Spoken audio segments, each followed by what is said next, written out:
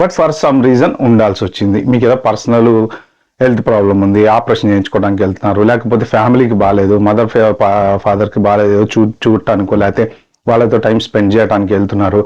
So any reason, ఇలాంటి reasons ఉండి మీరు మళ్ళీ తిరిగి వస్తున్నారు అంటే మీకు జాబ్ ఉంది, మీరు అక్కడ ఉండి పని చేశారు. ఎందుకంటే లీవ్స్ 28 30 days కన్నా ఎవరు ఇవ్వరు.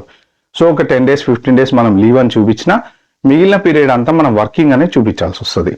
సో ఆ వర్కింగ్ అని చూపించటానికి మీ దగ్గర పర్ఫెక్ట్ ఆధారాలు అనేవి ఉండాలన్నమాట. పోర్ట్ ఆఫ్ ఎంట్రీలో నేను ఆల్రెడీ చెప్పాను, సిబిపి ఆఫీసర్కి డిస్క్రిషనరీ పవర్స్ చాలా ఎక్కువ ఉంటాయి. అతని డెసిషనే ఫైనల్. ఆ డెసిషన్ మీద మనం ఎటువంటి జ్యుడిషియరీకి వెళ్ళలేము. మీరు యాజ్ లాంగ్ యాజ్ అమెరికాలో ఉన్నప్పుడు ఎలాంటివైనా ఏమైనా కేసులు వేయటం కానీ ఇలాంటివి చేయొచ్చు. బట్ పోర్ట్ ఆఫ్ ఎంట్రీలో కనుక డినై చేస్తే మనం దాన్ని ఏమి చేయలేం, వేరే ఆల్టర్నేట్ లేదు దానికి.